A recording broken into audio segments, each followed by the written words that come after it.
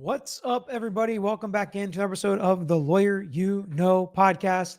And we are going to be breaking down, watching, and reacting to Brian Walsh's competency hearing, and it turned into a change of venue hearing as well. The judge had some very, very interesting things to say, and a lot of questions about the competency issue and the change of venue. Will that affect the start of the trial? Will these become appellate issues? I'm going to bring my dad on after we watch the hearing together, and you get some of my instant reactions and comments and thoughts on it. And we're going to get the thoughts and comments of him to see what my dad thought of this hearing about the competency and change of venue for Brian Walsh, because he is going to be following this trial as well. We're going to be doing weekly updates on the podcast. If you guys want that, hit the like button. Make sure you let me know in the comments section. Let's get to it.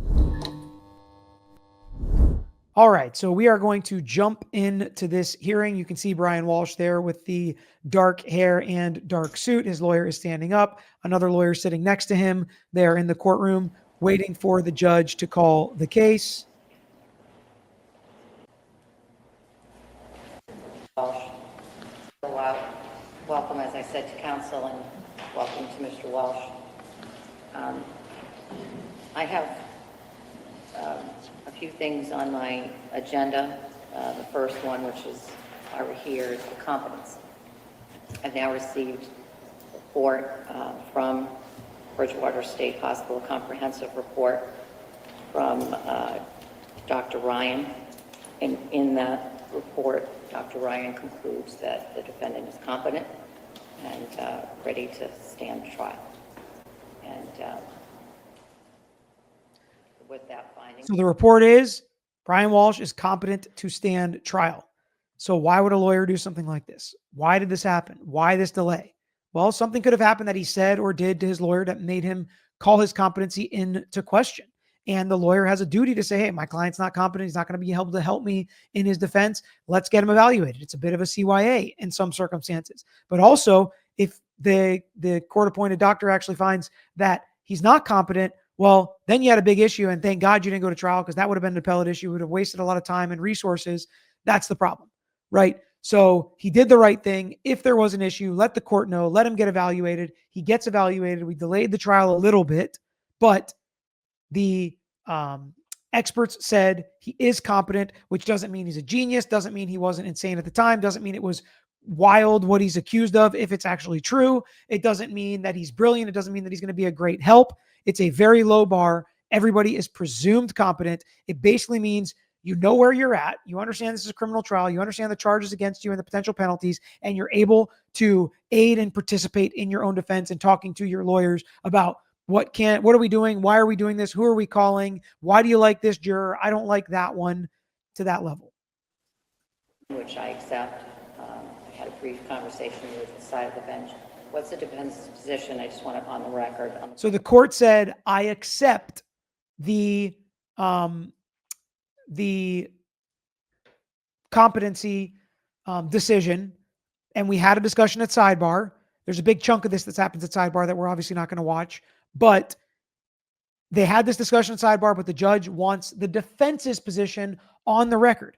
The defense can object, can ask for another evaluation. They can get an expert. They can ask for the court to appoint another expert, since it's a publicly funded case. So they can object to this and say, Judge, you are wrong. Something's going on. We cannot possibly try this case with Brian Walsh.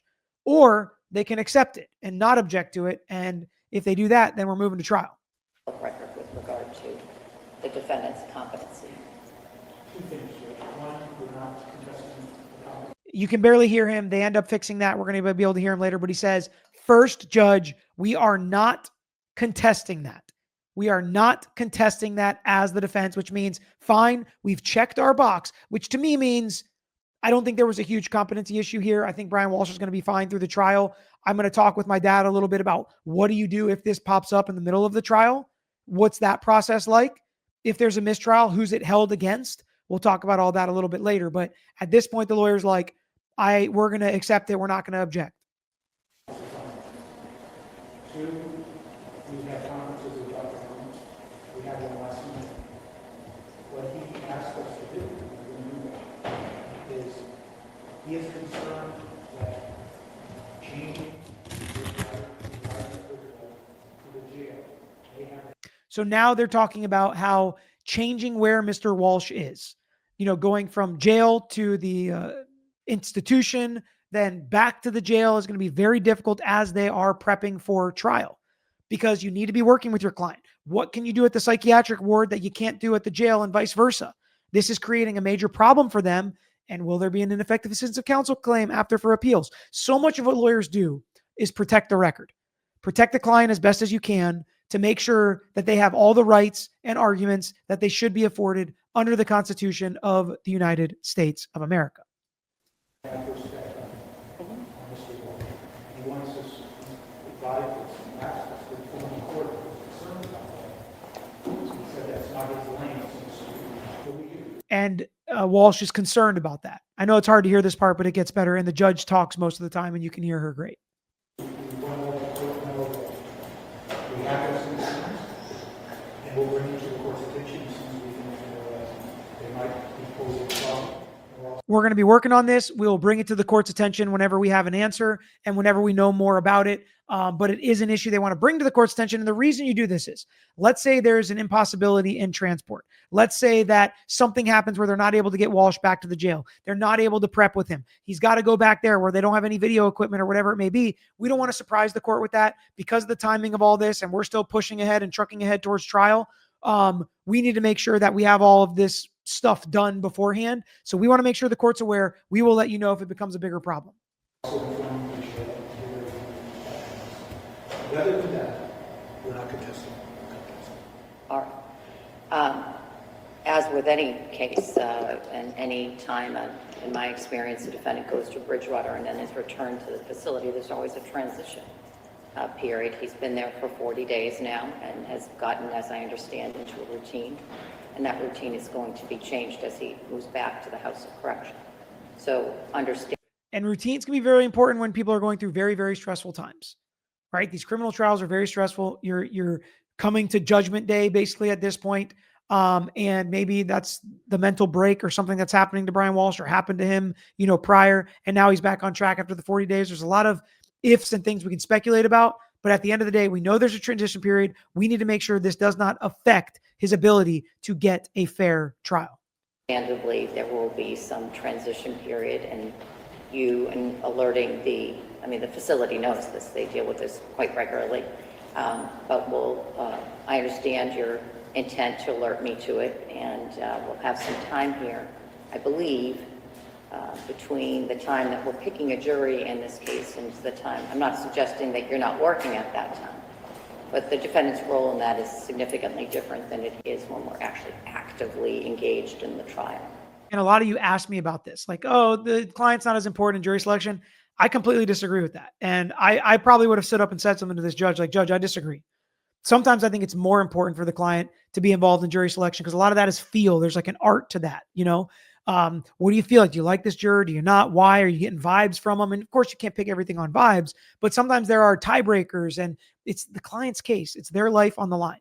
And I got a lot of questions about like, how really important is it? And I talk about it with my dad as well later in the episode. But, to me, I probably would have stood up and said something to this judge, like respectfully, obviously, that Judge, I disagree. And if that transition period is happening during jury selection, we're not okay with that. And we may have to delay jury selection until he's back settled at the DOC, back at the jail, and back into a routine there. So I probably would have pushed back a little bit more on this than these lawyers did. So hopefully that'll give him a nice time to settle back into the House of Correction. But obviously, if at any point you become concerned about that, I know you won't hesitate to raise it with me. All right. And he says, thank you. She's like, of course, I will take it under advisement if something were to happen in the future and we need to discuss this again. And if they do need to discuss it again, which, listen, if there's any issue where he is not fully focused during jury selection, I want to let the judge know that, and we've got to delay. We've got to calm it down. We need our clients' input and involvement at every important phase of the case, and there's no more important phase than jury selection. So,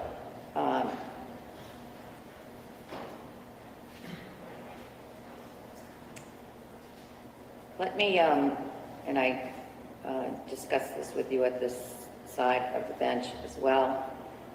I received some edits from the defense to the questionnaire, which I will incorporate into the next version of the draft questionnaire. It's always a draft until the minute that I finalize it and send it to that pool of jurors. Speaking of that pool of jurors, somewhere on my desk, I have the updated numbers.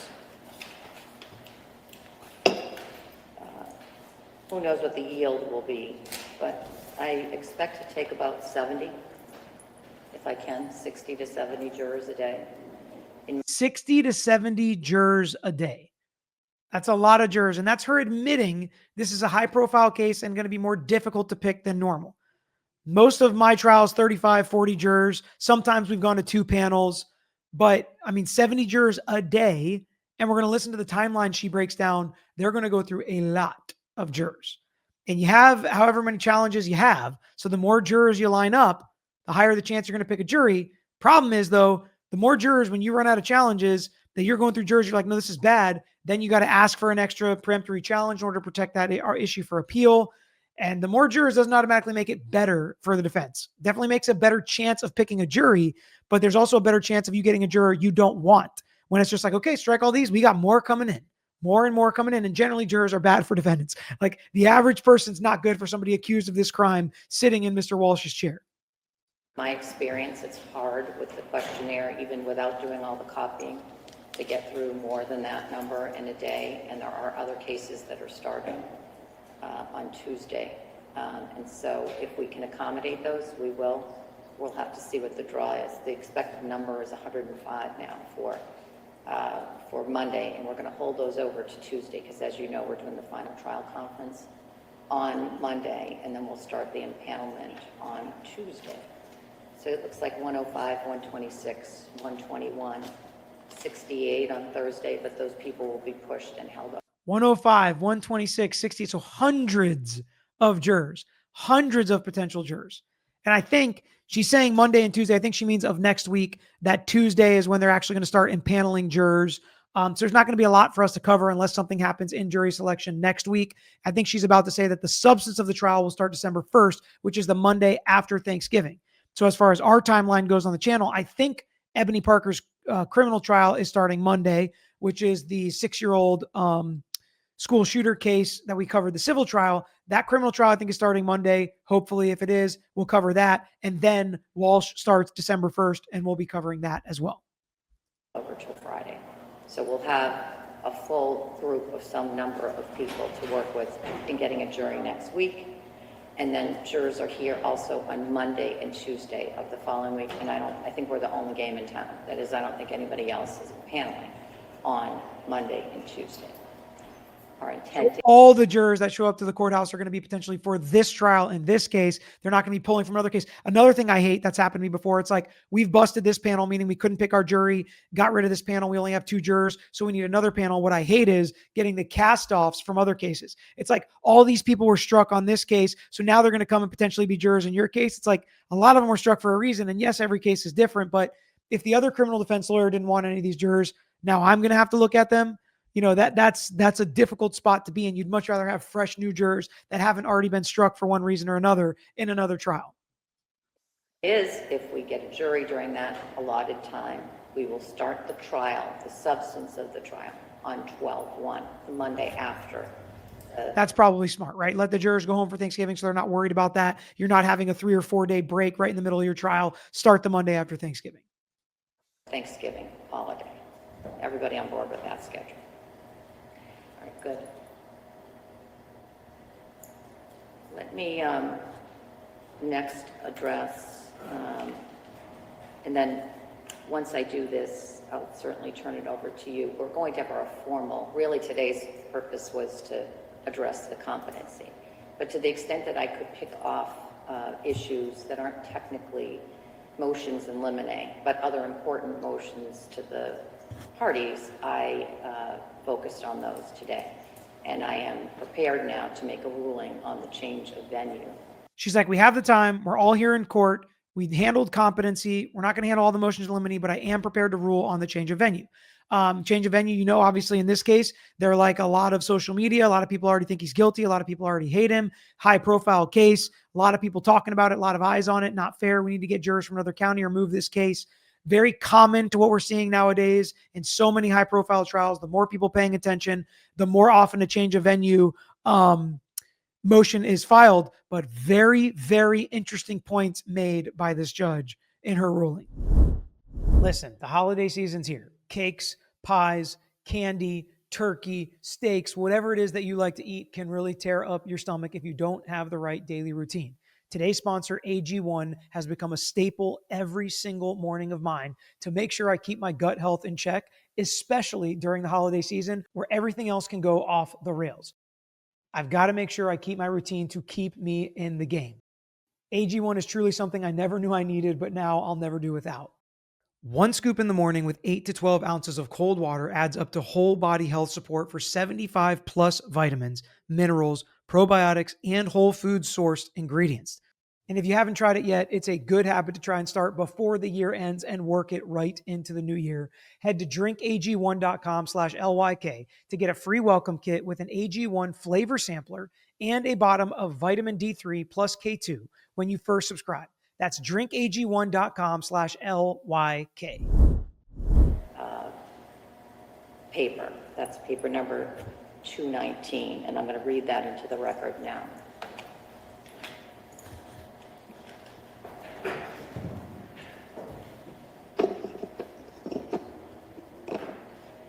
Mr. Walsh has moved for a change of venue on the grounds of extensive and prejudicial pretrial publicity that he asserts has tainted the jury pool so as to deprive him of his right to a fair trial by impartial jury. Alternatively, the defendant seeks an order that prospective jurors be selected from outside of Norfolk County.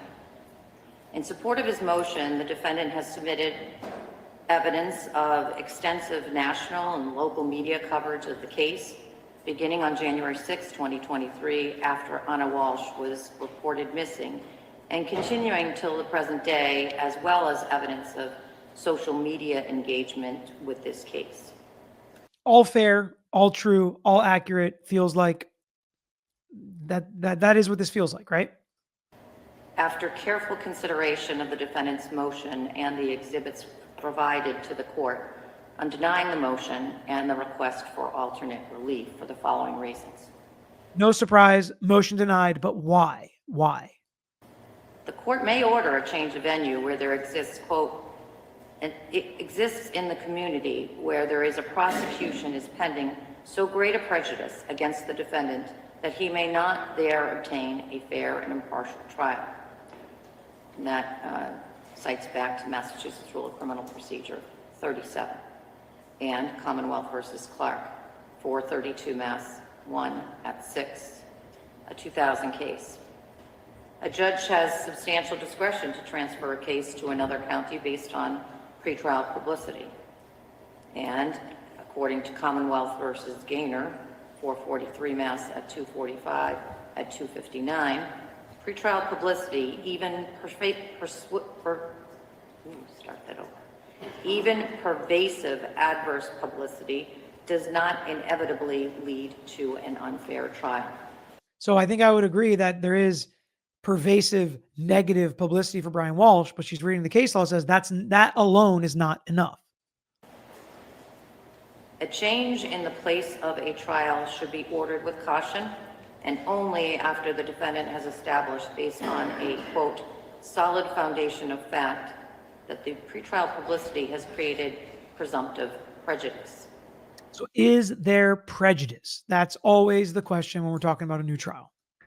And to that I cite to Commonwealth versus Hart, 493 Mass 130 at 141, and Commonwealth versus Tulin, 460 Mass at 452, at pinpoint site 462, 463, a 2011 case. Presumptive prejudice exists only in truly extraordinary circumstances where the trial atmosphere is utterly corrupted by media coverage. The trial atmosphere is utterly corrupted by the media coverage. Do you think we have that here? Or do you agree with the judge that it hasn't gotten to that presumptive prejudice. But I like the verbiage. I like when judges put this in rulings that become precedent because it helps us understand, right? Because like anybody can say it's negative. Most people probably think he did it in the community or public that's going to show up, maybe jurors, but has it utterly corrupted this process? And, quote, the entire venire may be presumed prejudiced, regardless of specific voir dire procedures utilized. This standard is only met if the publicity is both extensive and sensational. And to that I cite to Commonwealth versus Who's, 467 Mass 395, 406, a 2014 case. In assessing whether pretrial publicity precludes a fair trial, the court should consider additional factors such as, quote, the size of the community, the length of time between the peak media coverage and the date of the trial, and whether the news stories contained a confession or smoking gun rather than merely being unkind portrayals of the defendant. So what do you think? How much of a smoking gun has been portrayed out there? To me, the biggest thing that sticks out in my head is the Google searches. The Google searches are incredibly damning. They feel like a smoking gun to me, but you guys let me know what you think. End quote. Commonwealth versus Garhut-Strider, 82 Mass Appellate Court 500-506, a 2012 case. The defendant here contends that transfer of his case out of Norfolk County for trial is necessary because the nature and extent of the negative pretrial publicity his case has received has encouraged a bias and prejudice against him in this county. Having reviewed the numerous materials submitted in support of the defendant's motion, I conclude that presumptive prejudice has not been shown. Although the media coverage has been extensive and somewhat graphic due to the nature of the crimes charged, it has also been primarily factual, describing the events in question, the charges against the defendant, court proceedings in this case, and the defendant's criminal history. So it's just been factual, not overly sensationalized. Interesting, right? Of the YouTubers and social media people talking about this case. Quote, fact-based publicity, even that which contains references to charges pending against the defendant or a prior criminal record, is not the sort of sensational publicity that would give rise to a presumption of prejudice, end quote. And that's Who's at 467 Mass at 407. The publicity in this case peaked in January 2023 when the... So if the publicity is more remote, that's obviously better for not changing venue. So January of 2023 is what, almost 3 years ago, right? We're starting this December 1st. So it's almost 3 years ago now that we're talking about the peak of the publicity of this case. You'll also notice that when judges marry the facts to the law and the precedent, she's reading a case that says, if it's okay to do X, Y, and Z. And in this case, what have they done? X, Y, and Z. So when you analogize them and show that they're the same, that's good for your ruling. And you know that you're in bounds for what the higher courts have already ruled on. The defendant was charged in connection with the victim's murder and has decreased in frequency over time, undermining a presumption of prejudice. Again, Who's at 406 and Tulin at 460 Mass at 465. Notably, nothing in the defendant's submission addresses whether the pretrial publicity has been more extensive in Norfolk County or the likely number of potential jurors who were actually exposed to the media coverage. Moreover, other factors weigh against a finding of presumptive prejudice. The trial is scheduled to take place nearly 3 years after Anna Walshe was presumed dead, and therefore there has been a substantial amount of time between the initial media coverage and the selection of the jury. Indeed, instead of initial, I would have said peak media coverage, because that's what she kind of described before, which I think was a very good argument. much media coverage and the selection of the jury. Indeed, much more of the recent media coverage is focused on court decisions leading up to trial and the status of the case. Further, Which again is fair game. It's a public trial. She's like, people saying there's a hearing, people saying there's competency issues, people saying here's the evidence they're trying to get in, people saying they're trying to get Proctor stuff for this case, people talking about the arguments the lawyer's making, what we're doing on this channel, right? Factual type of coverage like that. She's like, that's not overly sensationalized. That's not going to get you to change a venue. That's not utterly corrupting the system. the defendant has not shown that there has been any report of a confession by him or any like evidence. See, So no confession or any like evidence. I would argue that's different than a smoking gun. A smoking gun is, not actually a firearm, right? But it's what cooks the person, what cooks the defendant. And I think those Google searches would have potentially fit into there. Although overall, I don't really disagree with the judge's decision here. writer, 82 Mass App Court at 506. And unlike other cases where the small size of the community weighed in favor of a finding of presumptive prejudice, for example, in Nantucket County, given the size of Norfolk County, the defendant has not shown. I would have thrown in there, and the fact that they were able to get a jury in Karen Reed's case, right? I probably would have mentioned that. A high likelihood that the entire jury pool would be tainted by the pretrial coverage of this case. To that, the court cites to Commonwealth versus Leahy, 445 Mass, 41 at 493, 494, a 2005 case. Defendant's motion relies heavily on evidence of negative social media posts presuming his guilt. There is, however, no indication that any of the posts were made by or read by Norfolk County residents. And so now she's starting to get into the fact that, this is just on social media. And do we really know if any Norfolk County residents even read these social media posts? thus, they do not present a compelling reason to transfer his case to another county. But that is where she starts to make a lot of sense.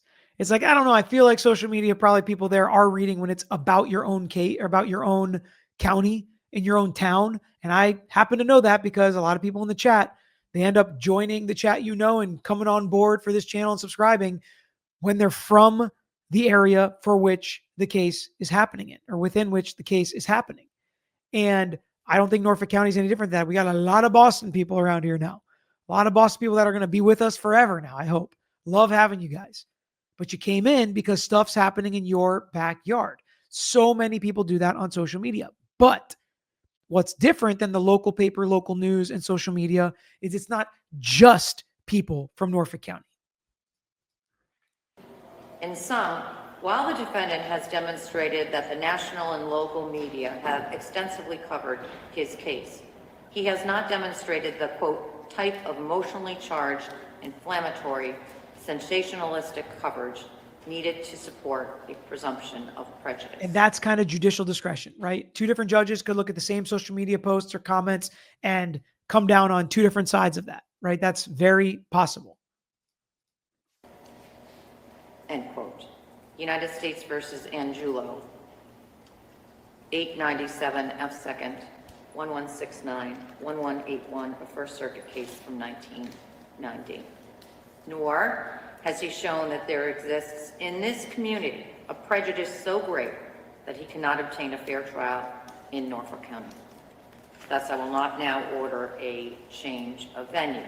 Alternately, the defendant has requested that prospective jurors be seated from. So she's not going to move the trial, but you can argue in the alternative, right?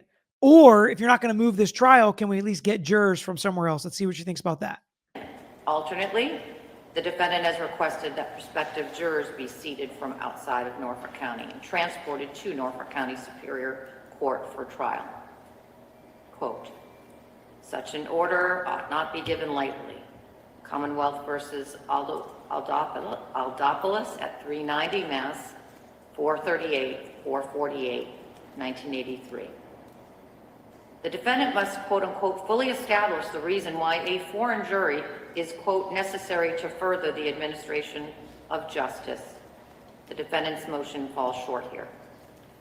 The defendant has not specified in his motion why he cannot obtain a fair trial with jurors from Norfolk County. He has not, for instance, shown that the media or social media coverage has been more widely viewed by prospective Norfolk County jurors as opposed to residents of other counties. So it's like everybody has the same chance to see that social media stuff, right? It's like, how can you tell me that Norfolk County is any worse than one county over, or even one state over, or even across the other side of the country? Everybody's got social media now around the world. It's a sensational story. People are watching, people are listening. Why is Norfolk County worse than anywhere else? You didn't prove that. You proved there's some bad stuff out there on the internet. I get that.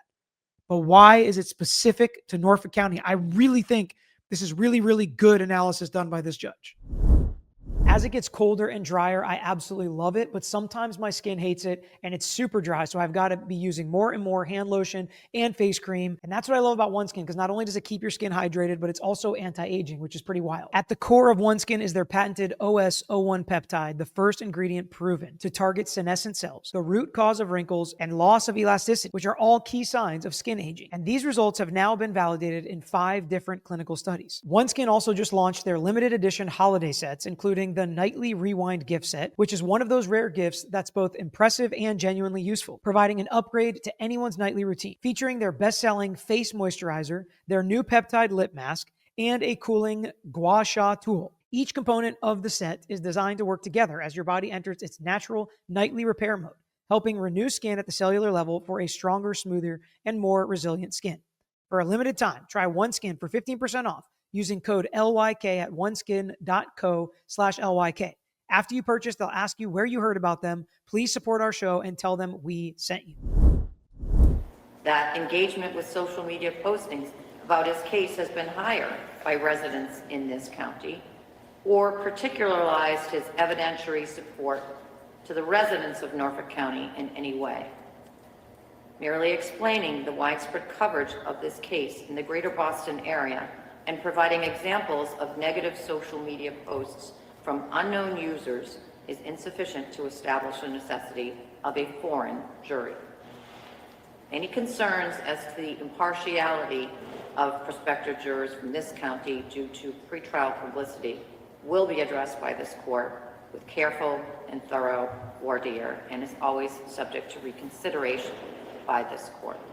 So we're going to handle it in voir dire. And if we struggle, if we can't pick a jury, maybe I'll take this up again. Now, when you're bringing in hundreds and hundreds of jurors over multiple days, like a week and a half, chances of not picking a jury go down significantly. But I respect the judge for saying we can take it under, or we can, it's not over, right? You can make this argument again if we really are struggling to pick a jury, or every time we bring 70 jurors in, they're all like, yep, I've seen it and watched it, hate him, hate his guts, think he's guilty, prejudicial against him. I read everything on social media. I'm the one making those comments. I think he did it. I think the smoking gun is the Google searches. Well, then we can reconsider this, take it up again.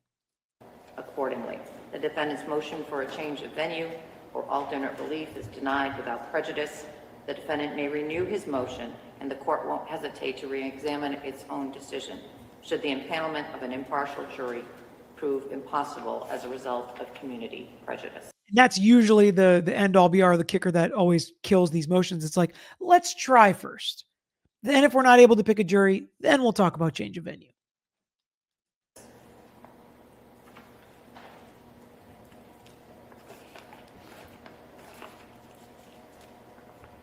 So there's one other matter that I want to address with the lawyers, and that will take place at the side of the bench. But before I do that, are there other matters that it's important for the parties to raise today, recognizing that we are going to have the final trial conference on Monday? Bless you. One quick one, Your Honor, was I know that Mr. Tipton had a hearing on 12/9. I didn't know if the court was going to break for that at 2 o'clock. Oh, I was going to ask this side to talk about that briefly. all right. Anything else? No, that's it. All right. Anything from the defense other than what we're going to discuss at the side of the bench? So they have a scheduling issue. No, and the only other thing is I just want the record to reflect that we object to the court's ruling. Certainly will.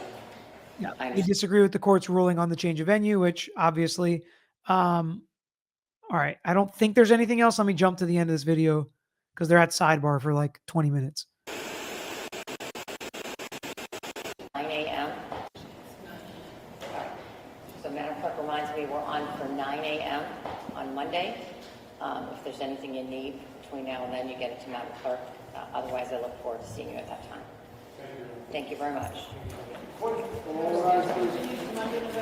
At 9 a.m., they're going to have the final pretrial conference, deal with motions in limine. So that'll be interesting. That's probably something we'll cover. Let me know if you want us to in the comments. Jury selection, not unless something kind of big happens, or if you guys have questions, obviously find me, send them to me. But the final pretrial conference probably is going to be something interesting that we will cover. If you guys want it, of course, put it in the comments. So enough about me and my thoughts. Let's jump to what you guys are really here for in this episode, in these podcasts. Let's hear what my dad has to say about the competency ruling and the change of venue and this trial as a whole. Okay, now we're going to bring in my dad to get his analysis and reaction now that we know the Brian Walshe trial is on, jury selection starting on Tuesday. But what we've been waiting for is for the court to determine whether or not Brian Walshe is competent to stand trial. How common is this, Dad, for this to happen right before a trial starts? It's very common. The lawyer, again, this is just my summation, but the lawyer is protecting himself to make sure that later on we don't have an issue of competency when they do the appeal or challenging whether or not that lawyer did the right job for this client. So this way he can show, yes, look, I filed the motion. We had a doctor examined. He is competent. There is evidence. The judge ruled. So you can't complain about me not protecting his rights by challenging the competency of the client. So how do you even request this? Like, what would make you request this as a defense lawyer? You're meeting with your client. You're obviously prepping for trial because there's been a lot going on in this case, but it's been around for a couple of years. The lawyers have clearly been working on it. They've clearly been talking to Brian Walshe. So what type of things can pop up to make a lawyer request a competency hearing? Well, maybe the bizarreness of the facts of the case, that they look, a little different than your average case. We don't know a lot of what the conversations were like between the lawyer and the client. So maybe the lawyer is saying to himself, you know what, this guy, I'm not so sure that this guy is, got it all together. I'm not so sure this guy really knows what's going on. So let me make sure of that. So there's a lot of things that come into it. Most of the things that really are going to come into it are privileged. That they are confidential communications between the client and the lawyer. So we'll never really know what did it. But just filing the motion is enough to have them examined. So, so there's enough there. Well, yeah, I know there's enough there to have them examined, but I mean, a lot of times it comes down to conversations you're having with your client. Either they're saying things that are off the wall, they're saying things that are completely different than what you've spoken about before in the past or what your strategy is going to be. They ask you to do something completely different, or they start talking about aliens coming down from space. And, things happen when people get so close to trial. It's very mentally taxing on them, and clients do break. We've had clients break before in different ways, ending in tragedy sometimes even before trial starts, or having competency issues when they've been fine and competent throughout the whole process. Has that happened to you? Like, what has been your experience where you feel like a client has been fine the whole time, but then when it gets close to trial, you start to have questions? Well, I've got to tell you that when it gets close to trial, and I know that's what we have here, when it gets close to trial, by then I already know. It really doesn't happen in most cases suddenly. It's a situation of a gradual deterioration of the client, or the client's this way from the very beginning. But it rarely happens that all of a sudden the switch goes on right before trial, and all of a sudden this guy is not competent. Plus, although we're seeing that he's competent by the ruling, according to the defense lawyer, they've been told that his change of environment might be a problem. Well, that kind of tells you that they did find that this guy had some mental problems, but there's a difference between having mental problems and being incompetent to stand trial. Right. And so talk about that for a second. Talk about what the difference is. We've talked about, the level of competency, how you're assumed or presumed competent, unless a mental health professional finds you to be incompetent. But the transition back and forth, like from the jail to the mental health facility for, I think, 40 days. Is that how long he went this time? Yes, it was 40 days, right? And he was evaluated there. It's a very different environment there. And then now he's going to be transitioned back, all while you're prepping and leading up to trial. So how difficult is it if your client has been in the mental health facility being tested for competency the last 40 days as you're prepping for trial, and his transition is happening as you're getting ready to start jury selection? Well, one thing we don't know, maybe you don't, I don't know what's the place called? Blackstone or something like that. That I don't know how far that facility is away from where the lawyers are. So I don't know about how tough it's going to, be to see him and go there and talk to him, how tough it's going to be to review documents in that environment. Do they have a secure office for the lawyer to meet with the client to do trial preparation? We don't know that. So that makes it doubly difficult because of transportation and because of facilities. The jail normally is a lot closer. The jail normally is more convenient for the lawyer to review items, and the jail is normally prepared for it. They've got video machines if there's video evidence. They've got computers if you need digital evidence. They've got these kinds of things that are all ready for the defense lawyer and the client to go over to prep for trial. Psychiatric facilities don't normally have that. So you've got that problem. You've also got the problem we were talking about environments. We all know people that have even slight forms of dementia or Alzheimer's. And we know how that affects them, even though they can function in society. We know how that affects it to change their environment, to change even where the location of their bathroom is. That it has an impact on them, even though they're competent, it still has an impact on them and their ability to kind of be confused and really not know what they're doing or where they are. So again, obviously he's got some mental health issues, but not so much, again, that where he's not competent. But at the same time, when he's prepping during these 40 days, like the lawyers have to, they have questions about his competency. So how much can you really get done prepping the trial, involving the client, talking to the client about their defense? Because when somebody's incompetent, everything stops, everything is stayed. You can't continue to work on the case, can't produce discovery or take in discovery because you're not able to go over it with your client. How much can be done during those 40 days when he's under evaluation? Well, they can still do it because you can't presume that they're going to come out with saying he's incompetent. So if they come out with competent, again, where was it, a week from the trial? I mean, the trial date had to be continued throughout this process. It was Yeah. supposed to, I think, already happen last month. But don't we, isn't it like next week or something, the trial Well, like a yeah, week the away? jury selection starts Tuesday of this week. Substance is not going to start until December 1st. We'll talk about that in a second. But Okay. yeah, like right now is the trial is happening, but the trial was supposed to happen when he went in for evaluation. So Right. Well, they're you obviously can't wait. prepping.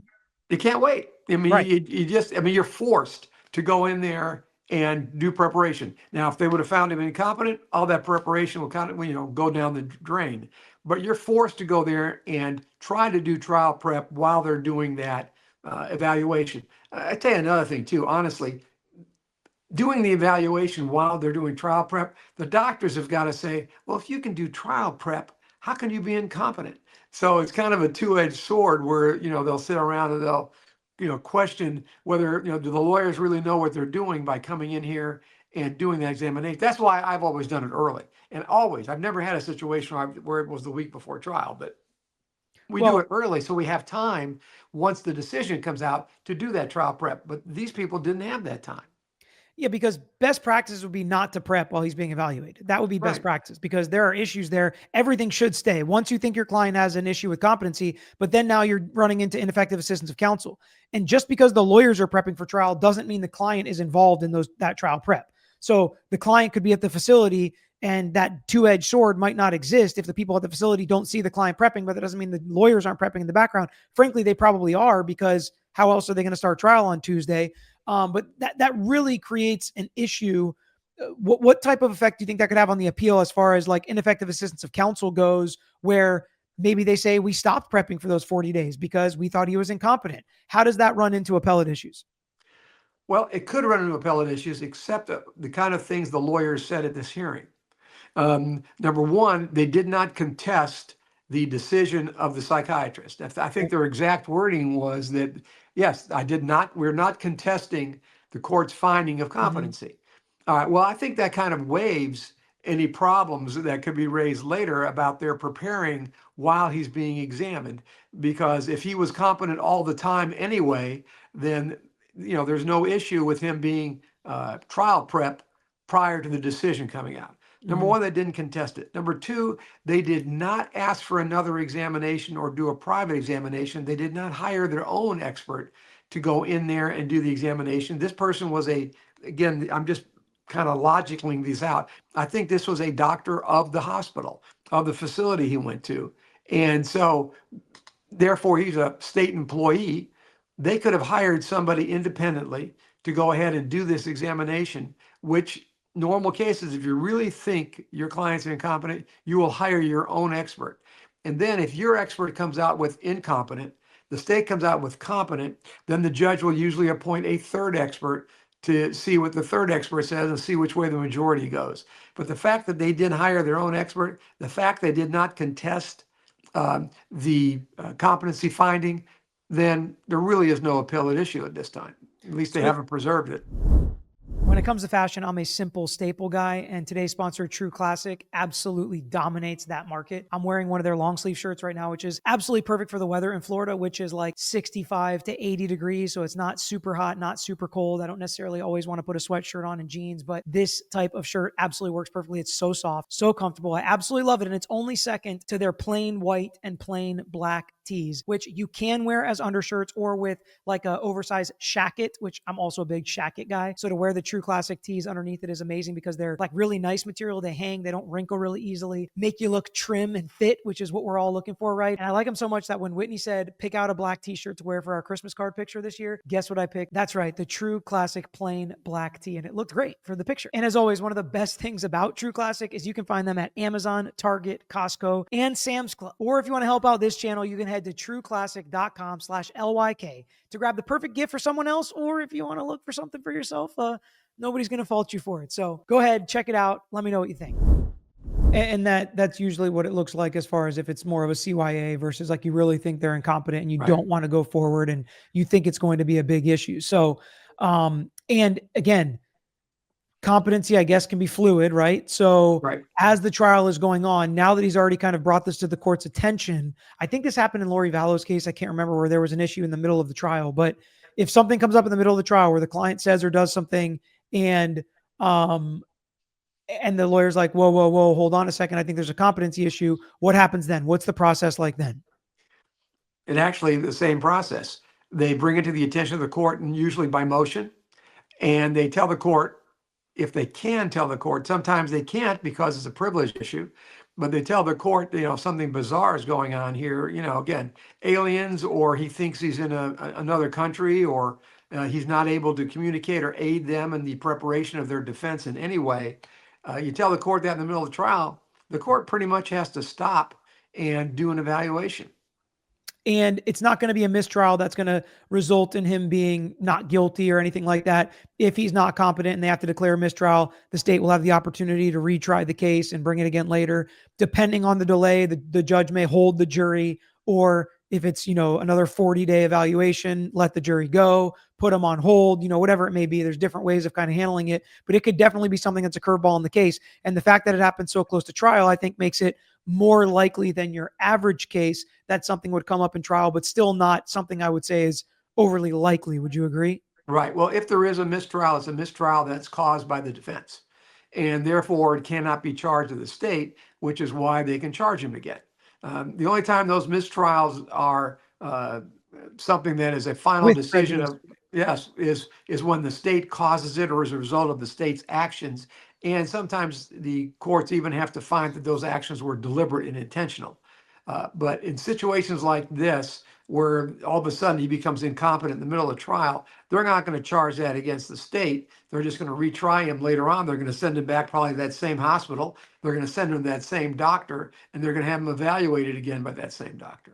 Yeah. And, when you say charged to the defense, it's not like it's the defense fault, but you have to figure out which way it's going to go. And if you charge it against the state, it can obviously have those huge repercussions. So we're not saying that they do anything intentionally to then become incompetent in the middle of trial to where you'd have to charge the defense. But if you're looking at which ledger you're putting it on, they're going to put it on the defense's ledger, which again, then protects the state to allow them to come back again. And it's not a double jeopardy issue.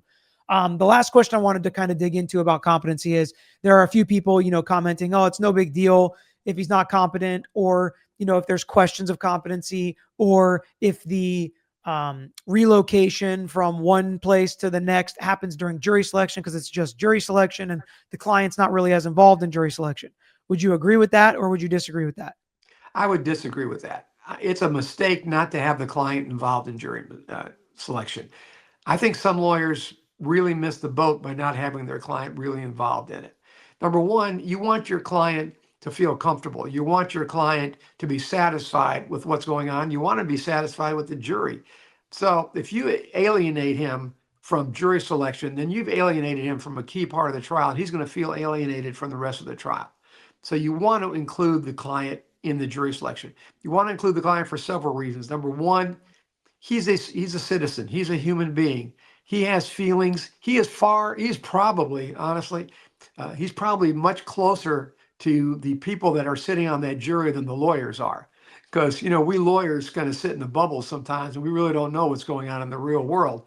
Your client is more of a real world person, just like the people sitting on the jury. So it's good to involve him in that, so that he gives you that perspective, kind of the common man perspective when you're selecting that jury.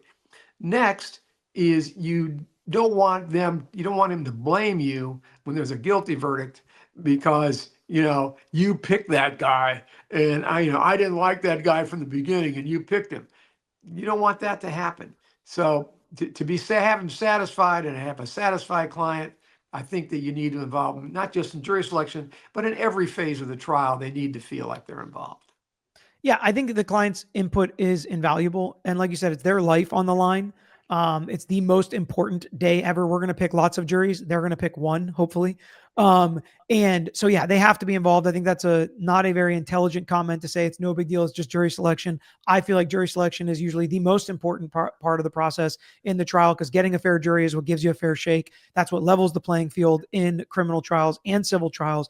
I think the client has to be involved, because how many times have we had during cases and trials where the client's like, oh yeah, and that's perfect for juror number 6 because they're a teacher or, they're a doctor. So they'll look at this medical evidence and they'll realize what the state's saying is not true or whatever it may be. And it's really, really good mentally and just strategically to have your client be involved in that as well. Another mind at the table, another person helping you that, knows the facts better than you do, or at least should. So it's really important to have them involved. There was one other question. I said that was the last one on competency, but have you ever had a client where you feel like you had to go to trial where the court found them to be competent, but you thought they were incompetent?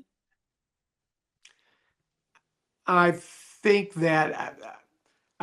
a better word, I don't know about incompetent, but they had diminished mental capacity. Yeah. And I thought that they were incompetent, but the psychiatrist said he just has diminished mental capacity. He's not incompetent. It's still a tough client to deal with because diminished mental capacity still makes them very tough to deal with. They don't think like you think. They don't think in a straight line. They don't think logically, and you have to deal with that through the whole trial, which really takes a lot of energy from the trial, because not only do you have to deal with the state's prosecution, but you also have to deal with a client that really isn't all there. But I know, let's face it, I know the state has psychiatrists that find everybody competent. Mhm. I don't care how bad they are. They're competent. I've never, it's just incredible to me that they'll stand up there and testify and you'll ask them, have you ever found somebody competent? And the answer really is no, they never have. Yet they can still, no, I mean, incompetent, I'm sorry, incompetent.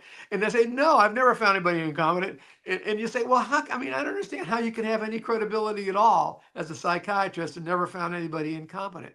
So, psychiatrists are like anybody else, they have opinions and all they are opinions. Yeah. And it's like, maybe you don't know that they're incompetent, but you have questionable competence. It's a gray area. Right. I have never had one myself, or at least where I'm lead counsel, but I know there was one. I don't even know if I was a lawyer yet working on with Pete, that he had somebody that I was like, as a non-lawyer, like, I'm not so sure about this guy. And basically when you try I've never personally had a situation like that. All of my clients I felt have been pretty good and helpful during trial. Even some of the difficult ones that maybe don't agree with everything we say or do, but it's different than being, incompetent or close to incompetent or questionable competence. But you have to overly explain stuff. They get mad at stuff throughout the process that you can't control because they're not understanding. It's normal. It's logical. This is what always happens. So it can make it much more difficult. It usually is not a good thing. They're not helping the way things look in front of the jury. They're not helping the candor and the relationship between the prosecutor or the judge and yourself. They usually don't make things easier. So if there really is a questionable competence issue, it's not usually a good thing for the defendant. It's not like it garners sympathy or lets the lawyer just take charge and go on. Frankly, a more well-informed client is better for the lawyer because they understand what's going on in the work the lawyer is doing and letting the lawyer do their job. So I think it can be much more difficult sometimes when you're dealing with somebody with questionable competence.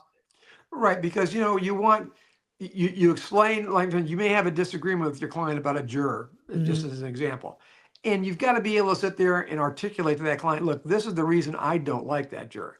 And I just want you, want you to understand that. Well, if you have a client that just has no reason and just is all over the place, you can't sit there and explain it. So the client's going to be unhappy the fact that you struck a particular juror when you really believe that juror would not have been good. Exactly.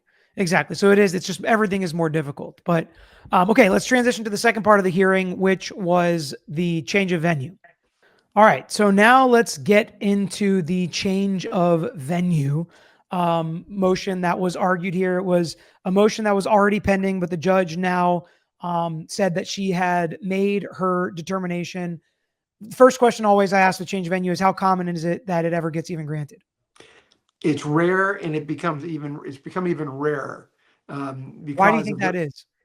well, it's become rarer because it used to be, if the judges felt like it, they did it. And then people started saying, this is really expensive to change venue. It costs a lot of money. There's a lot of resources. The court resources have to be used. So they started saying, really, guys, you need to be more careful about changing venue because it costs too much and it disrupts the court system too much.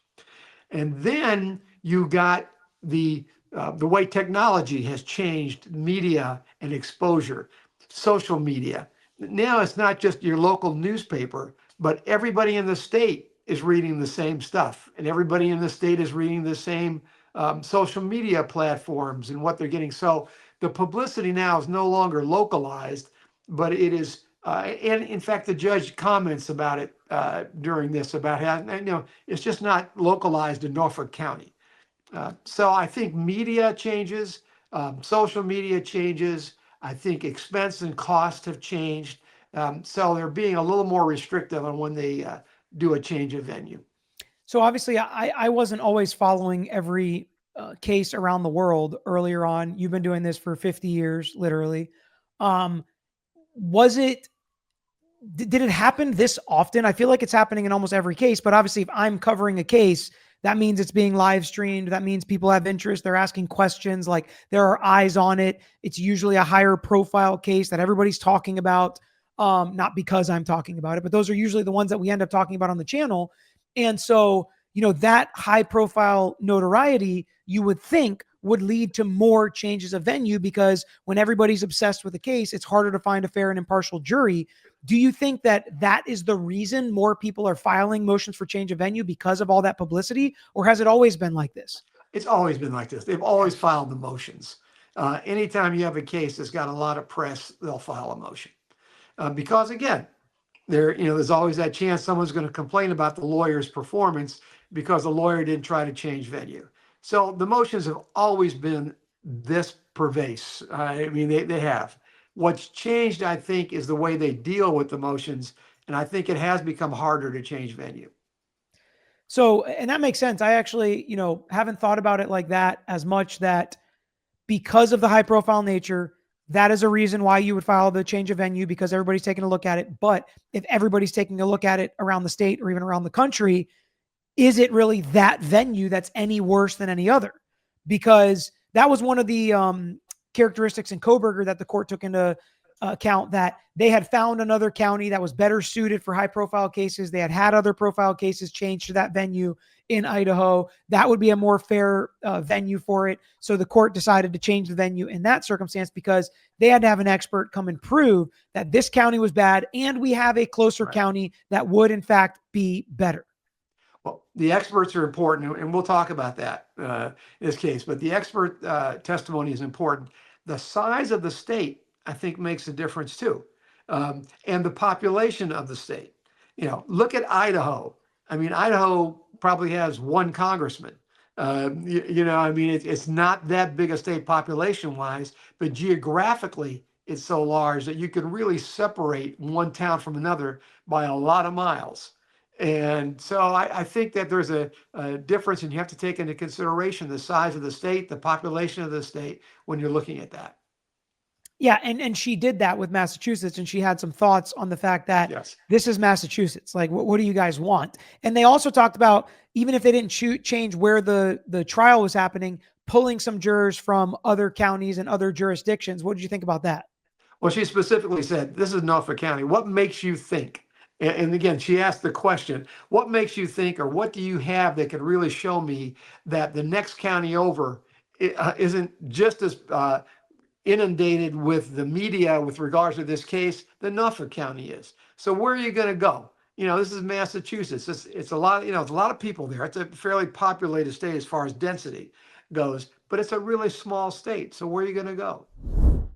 I absolutely love being a small business owner, and I knew it was going to be stressful at times, but my focus was always on generating the business and providing the absolute best service and quality that I ever could. Never did I want to stress and worry about HR and payroll and all of the businessy things of being an entrepreneur. Well, that's where today's sponsor, Gusto, can come in and ease that stress. Gusto is an online payroll and benefit software built for small businesses. It's all in one, remote friendly, and incredibly easy to use. So you can pay, hire, onboard, and support your team from literally anywhere. They have automatic payroll tax filings, simple direct deposits, health benefits, commuter benefits, work comp, 401k, you name it. Gusto makes it simple and has options for nearly every budget. So try Gusto today at gusto.com/LYK and get 3 months free when you run your first payroll. That's 3 months of free payroll at gusto.com/LYK. And one more time, gusto.com/LYK. Right. And I think that makes a huge difference when you're talking about changing venue. They're not going to go from Massachusetts to Idaho, where maybe nobody has heard about this case. That's not how change of venue works. That doesn't work logistically. That doesn't work financially. When we talk about just take every case out of New York and try it in Idaho, it's also not a jury of your peers. And there are just so many issues with that and why it doesn't work. What is kind of like the precedent of how we even got to change venues? Why is it necessary? How does it work when it actually is done? Does it always look like it looked in Coburger, where you're just going kind of up the road to a bigger city where all those people are probably reading about and watching a high profile case as well? Or do they try to go more rural and where people aren't watching it? Well, it's not necessarily hearing about the case. It's whether or not they've heard prejudicial information about the case, and whether or not it's where they only heard one side, so they've probably made a decision, and therefore they're predisposed to guilty or predisposed to not guilty, which is not the situation we really have much, but you're predisposed to guilty. She made a comment that I thought was very interesting. And again, it's the change in the way people get their news. Her comment was, you don't hear the inflammatory stuff except from social media. Basically, the internet has all this inflammatory stuff about guilt or innocence, or really this guy should be buried under the jail, and those kind of things, because people can say whatever they want now on social media pretty much. So that's where the inflammatory stuff goes. Before social media, you only had the newspapers. Newspapers had a bias, but they weren't really inflammatory when they talked about a particular case or explained a particular case. They did have some limitations about what they would say. And today there's no limit to what someone would say about a case. Again, and she mentioned that where you hear about the really bad stuff about this case was on social media. And she said, I think we can still get a jury that doesn't really listen to or watch or believe everything they hear on social media. Yeah, and that's going to be the new thing for lawyers to try to figure out is that true? Or are people more likely to believe what they read and hear on social media than they are on the news or newspapers or mainstream media, especially in Massachusetts? I don't know. I think it's becoming more and more of a credible source for people. What do you think? How would you deal with that if a judge said, people don't really believe what they read on the internet? Well, you deal with it the same way you used to deal with it before social media. And the way people proved that they needed to have a change of venue, and that is you go out into the community. Mm-hmm. You go out there, you hire experts, you hire guys to do surveys, you ask people questions, and then you come back to the judge and say, Judge, 90% of the people we asked in Norfolk County said that he's guilty. 90% before they even heard any evidence. And that's what you have to show, is that it's so pervasive in that county that there's just no chance to get a jury, because we've seen so many times where lawyers have gone, oh my gosh, Judge, this is just the worst. Every day I get up in the morning and I read about my client. Oh my gosh. And yet they're able to get a jury. And I know that I've had cases where I thought for sure, again, I'm not talking about the prejudicial aspect of whether they're guilty or not guilty, but I thought for sure everybody had heard about the case. Mm-hmm. And we brought in an extra, whenever you do this, you bring in an extra large panel, more than you normally would for a jury selection pool. So, we brought in 100 and something jurors on this case, and you'll remember it, but it was the road rage Yeah. case, the shovel case, they used to call it. It was a big road rage attempted murder case. And it got a lot of publicity. We brought in 100 and something jurors, and it was before the social media was so popular. So people usually got their stuff from television or from newspapers. And judge asked the question, how many of you heard about this case? And it was a minority of the people in the room. Yet it had been on the front page of the paper for days before that. Um, and so the judge asked, how many of you regularly read the newspaper? And again, a minority of the people in the room even bothered to read the newspaper. So I think people be surprised. People that listen to this channel are sponges for information. I mean, they love information. They love to know what's going on. They love to know the facts. There's so many people out there that don't care. They don't care about the news. They don't care about the facts. They don't think that anything that happens in government affects them anyway. And so they just want to live their lives, and whatever happens out there with politics or whatever. And you'd be surprised. Yeah. I mean, I think a ton of people probably read articles in the newspaper and just didn't remember or didn't put it together or correlate, which back then it's easy. I think it's different if you're inundated with it on social media like you are nowadays. That I think a lot of experts probably are doing things very differently than they used to when it comes to that.